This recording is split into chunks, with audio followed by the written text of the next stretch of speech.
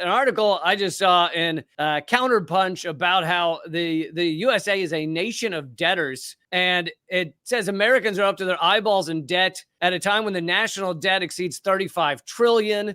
There's massive medical debt, credit card debt, mortgage debt, educational debt, car debt, and only 25% of homeowners own their home outright. The rest are home debtors paying exorbitant interest or mortgage debt, teetering on the brink of default. I kind of wanted to get your view on this and the ramifications of having so much debt in a country. It doesn't feel like we're gonna all pay it off real soon. So where does this go? What does this cause? What does it do? Well, the answer that's complicated because we've been here before. This is not the first time that a society finds itself in levels of debt like this. But there are also pretty clear patterns as to what it might mean that we have this level of debt. And to give you an idea, the total output of goods and services in the United States in a year is in the neighborhood of $23 trillion. That's the total output added all up. It's worth $23 trillion.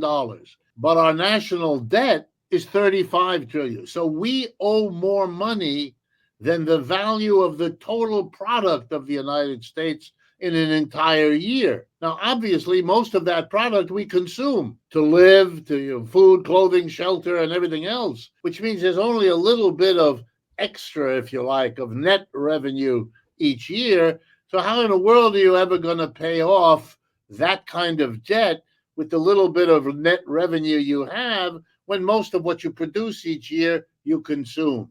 And the answer is, that's where we are. You can't. So all we do is keep going, borrowing more and more. To give you an example, something on the order of 20% of the American corporations are now what we call debtor corporations. And what that means is they have more debts than they have assets.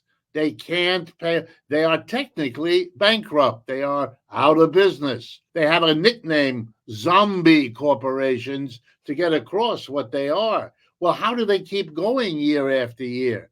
The answer is they keep one set of their creditors happy by borrowing from another set to pay off their debts so they can keep going. They keep hoping against hope that somehow this situation will be different in the future. They will make a killing. They will make enough money to try to really pay off the debts. Meantime, they grow. Well, the United States, to make a complex, long story short, is in the down phase of its empire. We had 100 years where we grew.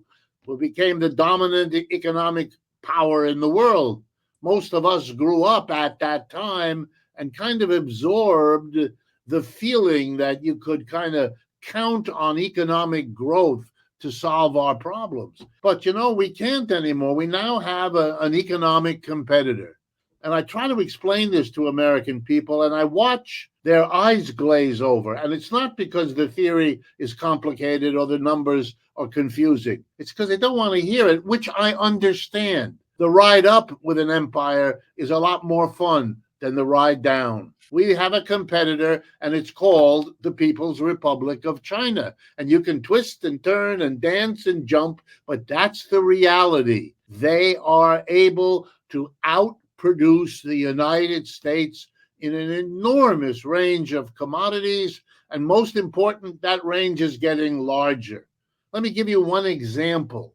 10, 15 years ago, all the major car companies in the world decided that the future was with electric cars, and they had to move from producing cars that burn gasoline to cars that run on electricity. And they all went to work to try to they struggled, they competed.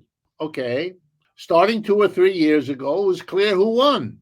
I'm going to give you the name of the corporation, and I'm not surprised if most of you have never heard of it. BYD, the BYD Corporation. You didn't hear of it because it's Chinese. And it's the biggest car producer of electric cars probably in the world, certainly in China. And it produces the best car at the cheapest price. Done, finished. They won. We didn't. Okay, they now can sell their cars all over the world because any company that is switching to electric trucks, or any company that is switching to cars, or any individual who's selling an old car and buying a new one is interested in electric cars, or at least many of them are. And the best deal is the Chinese deal. Cheapest price, best car.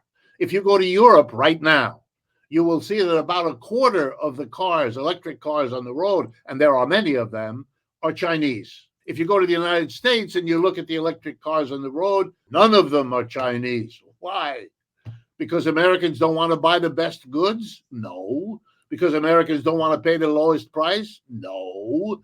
Because the government of the United States and the car companies are so afraid of the competition, which they will lose. They can't put that kind of a car at that price on the market. So they've hit it with a tariff.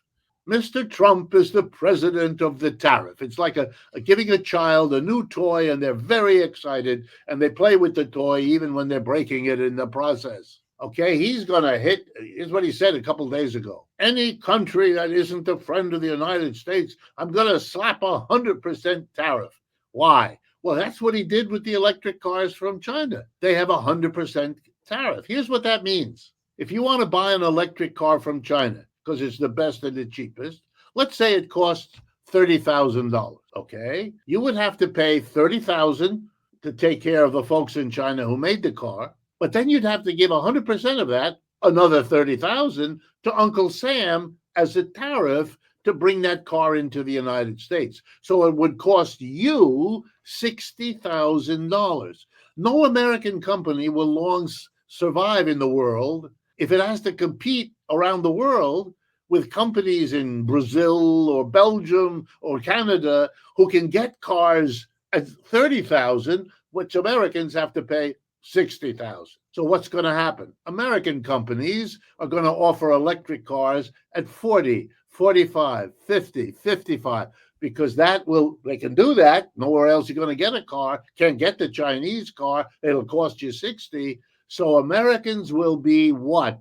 Facing higher prices for everything because of the higher cost of the car. In other words, slapping tariffs produces the inflation that we're supposed to be so upset about and not want. When Mr. Trump proposes it, he's hoping you don't see the connection. My guess is he doesn't want you to see it, or worse, he doesn't see it either. So he's just blah, because he knows there's a problem, and he's right about that. And so he's got a quickie solution, and he hopes that somehow nobody's paying close enough attention. We've been doing that for a long time in this country, and we're running out of gas with that. The rest of the world is determined to do better than it's been able to do under a global capitalist system. Again, you don't have to agree with the ideologies of any of this. It's just a question of seeing what's going on. Let me give you another example of this. The United States has 6 major allies, economically speaking: Canada, Japan, Britain, France, Germany, and Italy. And those together with the United States are called the G7. It's used to be the dominant thing of the world economy, the G7. Well, now there's another group called the BRICS, B-R-I-C-S, Belgium, Russia, India, China, South Africa, and half a dozen more countries that have recently joined.